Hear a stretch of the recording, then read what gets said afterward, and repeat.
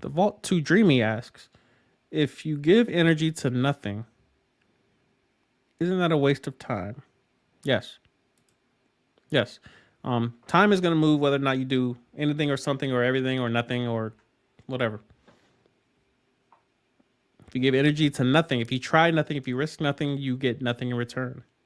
Well, that's a lie. You get regret. Regret is the product of giving energy to nothing, of trying nothing, of risking nothing. Regret is the reward.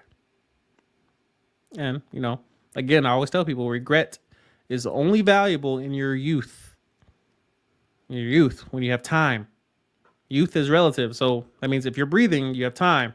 You get to a point where the options that you once had are now starting to drop off. Just losing options. Every day that passes, you lose options. You're running out of time, which means that you're increasing in the potential to regret something. So you're right in your estimation, Vault 2 Dreamy. Lauren Anderson says, it's very much about the journey and not the number of wins and losses. Let me expose you on the big screen. I'm inclined to agree at first glance. But the fact that there's an option to win, I'm not saying winning is everything, but it's almost like rich people. We think about money and you say, well, being rich is not guaranteed happiness, but neither is poverty. So then the usual response would be, well, I'd rather be rich and unhappy than poor and unhappy. Granted, and most people are trying to be rich to be unhappy. And nobody pauses at the fact, all right, how do I just be happy? I don't need poverty and I don't need to be rich. How do I be happy? Well, clearly the answer is somewhere in the middle. You're going to reach a point where your income is sufficient. And then a little bit more, you're going to enter surplus. What do you do with the surplus? Giving, cool, charities, what have you, all that. Splurge a little bit, pull up on them.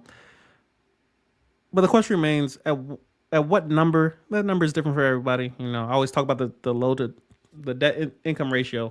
That determines how free you are, how much liberty you're able to live with. But yeah, I don't approach any situation with the thought of losing. If there's an option to win, I want it, and that's where I definitely enjoy the binary way that I approach things. Is that there's an option to win. Now, you did mention the number of wins and the number of losses. I paid attention to that as well because some losses are immediately fatal. Some mistakes are immediately fatal. Some losses you don't get to redo. Some opportunities only come once. No opportunities in general are not cyclical. Sometimes you only get one chance to get it right. Some relationships come, or relationship opportunities rather, they come once. And it's imperative that we use wisdom to realize certain opportunities that you get, you need to win. Meaning you need to take advantage of it. You need to see it with the value that it has, and not assuming that I could get another chance next year. So yeah, I agree with the most general sense of the statement. The journey matters. The people you're going with matters. Your family, your friends, your support system matters. But when there's option to win, ask yourself, why is losing an option in this case?